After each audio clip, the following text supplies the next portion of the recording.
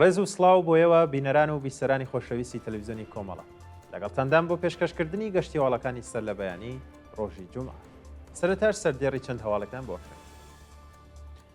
ڕێزلێنان لە یادی پەیمان گەڵوانی لە ورمێ، دەست بەسەرکردنی دوو ئەندامی بنەماڵەیەک لە پیرانشار، دۆخی خراپی تەندروستی متەلیب ئەحمەدیان لە زیندانی تارانی گەورە، ناڕزایەتی دەرمانخانەکان لە ئازنەدانی قەرزەکانیان لەلایەن دەوڵەتەوە، بەرزڕاگرتنی یادی گیانبەختکردوانی کوی دانیشگا لە زیندانی قەرچەکی وەرامین، هۆشداری ترۆیکای ئەوروپایی بۆ کاراکردنەوەی میکانیزمی ماشە و گیانبەختکردنی 55 فەڵەستینی لە هێرشەکانی ئیسرائیل بۆ سەرکەرتی غەزە.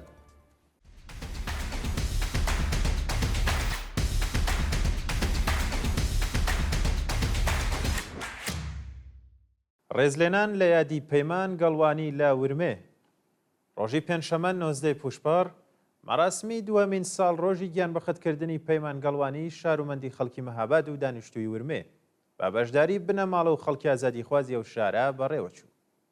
ڕۆژی 4 پوشپەر 1402 هێزە ئەمنیەتیەکانی ورمێ هێرشیان کردە سەر ماڵی پەیمان گەڵوانی و ناوبراویان بەبێ بەڵگەی قەزای دەست بەسەر و بۆ گرتوخانی تڵاعاتی سپا گواستەوە. ناوبراو لە گرتوخانەی تڵاعاتی سپا بە سەختی ئەشکەنجە و ڕۆژی 18 پوشپەر بۆ نەخۆشخانە گوازرایەوە، بەڵام بەهۆی سەختی برینەکانی گیانی لەدەستدا. دەست بەسەرکردنی دوو ئەندامی بنەماڵەیەک لە پیرانشار، بەیانی پێنجشەمە 19 پوشپەر دوو ئەندامی خێزانێکی خەڵکی گوندی ئەندەیزەی سەر بە پیرانشار بە ناوەکانی عەزیز خەزری تەمەن 57 ساڵ و زانیار خەزری تەمەن 22 ساڵ لەلایەن هێزەکانی حکومەتەوە دەست بەسەر کرا. بە وتەی سەرچاوەکانی هەواڵیش هێزە ئەمنیەتیەکانی پیرانشار بە بێ بەڵگەی قەزایی هێرشیان کردوتە سەر ماڵی ئەو دوو شارومەندە و وێڕای پشکنینی ماڵەکەیان عەزیز و زانیار خەزریان بە توند و تیژیەوە دەست بەسەر کردووە. تا کاتی داڕشتنی ئەم هەواڵەش هیچ زانیارێک لەسەر هۆکاری بەندکران و شوێنی ڕاگیرانی ئەو دوو شارومەندە لەبەردەستدانیە.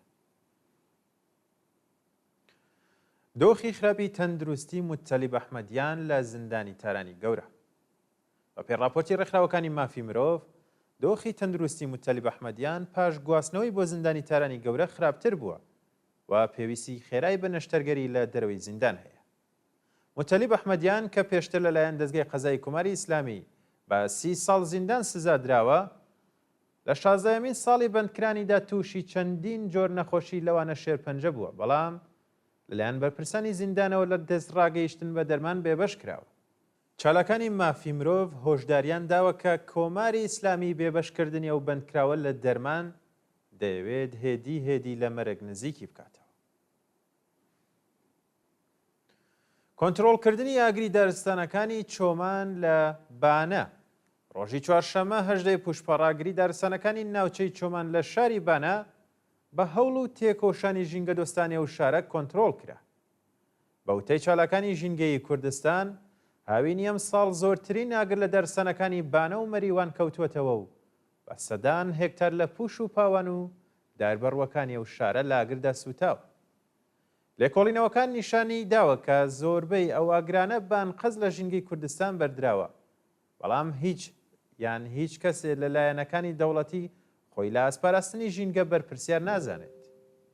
چەند ڕۆژ لەمەوبەریش دارستانەکانی ماڵچە خەجەک و ئەنجینە ئاگریان گرتە بوو کە بە تێکۆشانی ژینگە دۆستانی کوردستان کۆنتڕۆڵ کرا، بەڵام زیانەکانی بە ئاسانی قەرەبوو ناکرێنەوە. ناڕزایەتی دەرمانخانەکان لە ئازنەدانی قەرزەکانیان لەلایەن دەوڵەتەوە.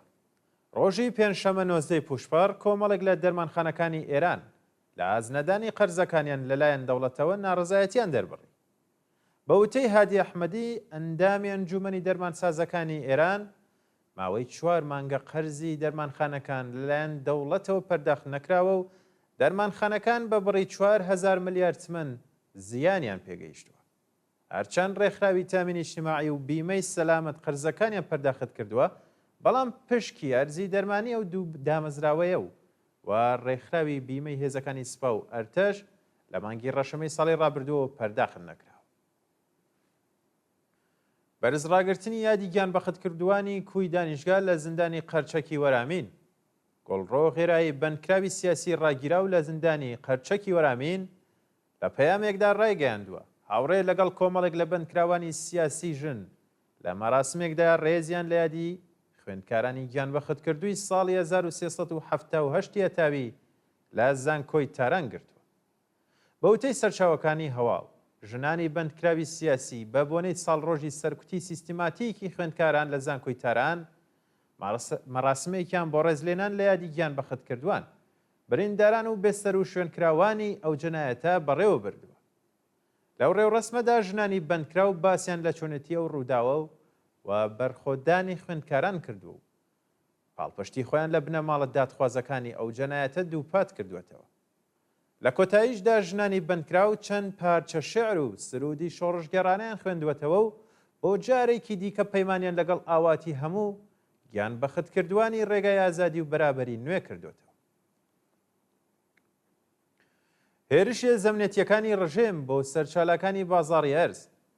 ڕۆژی پێنجشەمە 19 پوشپار هێزەمنێتیەکانی ڕژێم لە شاری تاران هێرشیان کردە سەرچالەکانی بازاڕی ئەرز و زێڕ و چەند کەسیان دەست بەسەر کرد.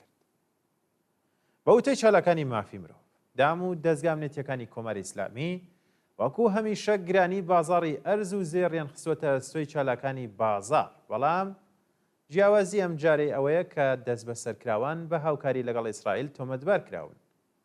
فاتمە مەقسوودی وتەبێشی کۆمیسیۆنی ئابووری مەجلیس ڕایگەیاند شەڕی ئیسرائیل لەگەڵ کۆماری ئیسلامی شەڕێکی تەرکیبی بووە بۆ بۆنەوە بەشێکی زۆر لە تێکدەرانی بازاڕی ئەرز و زێر سەربە ئیسرائیل بوون و لەلایەن هێزەمنێتیەکانەوە دەست بەسەر کراون. مەترسی لە سێدارەدانی سێ بەندکراوی سیاسی لە زیندانی ئەهواز. ڕۆژی پێنجشەممە 19 پوشپەڕ سێ بەندکراوی سیاسی مەحکوم بە ئیعدامی زیندانی ئەهواز بەناوەکانی عەلی مەجدەم، موعین خەنفەری و محەممەد ڕەزا مەجدەم بۆ بەندی تاکە کەسی گوازراونەتەوە و ئەگەری هەیە لە سێدارە بدرێن. بەپێی راپۆرتی ڕێکخراوی مافی مرۆڤی کارون ئەو سێ بەندکراوە پێشتر بە ماوەیەکی زۆر لە بەندی تاکە کەسی ئەشکەنجە و ئازار دراون و بە تۆمەتەکانی هاوکاری لەگەڵ گروپە دژبەرەکانی ڕژێم و تێکدانی ئەمنێتی وڵات بە ئیعدام محکوم کراون. گواستنەوەی دووبارەی ئەو سێ بەندکراوە بۆ بەندی تاکە کەسی لە کاتێکدایە کە گرژی و ئاڵۆزیەکانی ناوچەکە گەیشتوەتە لووتکە و بیر و ڕایگەشتی سەرقاڵی ڕووداوەکانی ئێران و ئیسرائیلە. بۆ بۆنەوە کۆماری ئیسلامی دەیەوێت لەو دەرفەتە بۆ ئیعدامی بەندکراوانی سیاسی کەڵک وەربگرێت. پێشتریش بەندکراوێکی دیکە بە ناوی عەدنان خەبیشاوی هاوڕێ لەگەڵ ئەو سێ بەندکراوە بۆ بەندی تاکە کەسی ڕاگوێزرا بوو. دەستنیشانکردنی 259 توشبووی تەبی دەنگی لە ئێران. بە پێڕاپۆرتی وەزارەتی بێهداشت و دەرمانی ئێران لە 8 پارێزگای ئێران توانیویانە 259 کەسی توشبووی نەخۆشی تەبی دەنگی شناسایی بکەن. بەوتەی بەرپرسانی بێهداشت و دەرمانی ئێران ئەو نەخۆشیە لە ڕێگەی مێشی ئائێدز بۆ مرۆڤ دەگوازرێتەوە و تا بە ئەمڕۆ 259 توشبووی تەبی دەنگی لە 8 پارێزگای هۆرمۆزگان، سیستان و بەلوچستان، بوشەهر، گیلان، فارس، مازندران، ئەردەبیل و ئازەربایجانی شەرقی شناسایی کراون کە 249 کەسیان شارومەندانی بوومی ئێران و 6 کەس شارومەندانی پاکستانی بوون. دیاریکردنی مەکس دوپلیسێز وەکو ئەندامی لیژنەی دۆزینەوەی ڕاستیەکان. شۆرای مافی مرۆڤی سەربەنەتەوەی گرتووەکان مەکس دوپلیسێز پارێزەری ناسراوی خەڵکی ئەفریقای جنوبی کە پسپۆر لە یاسە نەدەوڵەتیەکانە وەکو ئەندامی تازەی لیژنەی دۆزینەوەی ڕاستیەکانی ئەو ڕێکخراوە لە کاروباری کۆماری ئیسلامی دیاری کرد.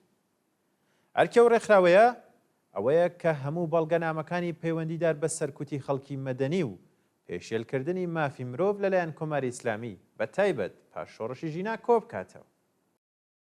مەکس دوپلیسێز کە پێشتر لە دادگا نێودەوڵەتیەکان بۆ دۆسیەکانی جەنایەتی جەنگی و کۆمەڵکوژی لە ڕۆواندا، زیمبابوە و کەرتی غەزە کاری کردووە، ئێستا یەکێک لە گرنگترین پەروەندەکانی پێشێلکردنی مافی مرۆڤی لەلایەن کۆماری ئیسلامیەوە بەدەستەوە گرتووە. هۆشداری ترۆئیکای ئەوروپایی بۆ کاراکردنەوەی میکانیزمی ماشە. سێ وڵاتی ئەڵمان، فەڕەنسا و بەریتانیا بڕیارە سێشەمەی هەفتەی داهاتوو لە نامەیەکدا کە بۆ شوڕای ئەمنەتی سەربەنەتەوە یەکگرتووەکانی دەنێرێت میکانیزمی ماشە بەسەر کۆماری ئیسلامیدا کارا بکەنەوە. ئەگەر تەحریمەکانی نەتەوە یەکگرتووەکان بۆ سەر کۆماری ئیسلامی کارا بکرێتەوە، ئابووری وڵات بە تەواوی بەرەو داڕمان دەڕوات. ئەو میکانیزمە لە چوارچێوەی بڕیارنامەی ژمارە 2231 شۆرای ئەمنەتی نەتەوە یەکگرتووەکان بۆ کۆماری ئیسلامی دانراوە و ئەگەر ڕژێم پابەندی بەڵێنەکانی لەبەرجام نەبێت بە شێوەی ئۆتۆماتی کارا دەکرێتەوە و هیچ وڵاتێک ناتوانێت بۆ تۆی بکات.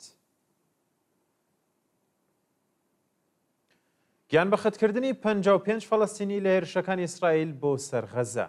ڕۆژی پێنجشەمە 19 پوشپەر 55 فەڵەستینی دیکە لە هێرشەکانی ئیسرائیل بۆ سەرکەرتی غەزە گیانیان بەخەت کرد. درێژەی هێرشەکانی ئیسرائیل بۆ سەر غەزە لە حاڵێکدایە کە ئەمریکا بە هەموو شێوەیەک پاڵپشتی لە ڕژێمی فاشستی ناتانیاهۆ دەکات و لە تازەترین هەوڵێشیدا گەماروی بەسەر فرانچسکا ئەلبانزا راپۆرتنێری تایبەتی نەتەوە یەکگرتووەکان لە کاروباری غەزە بۆ پێشێلکردنی مافی مرۆڤ لەلایەن ئیسرائیلەوە سەپاندووە.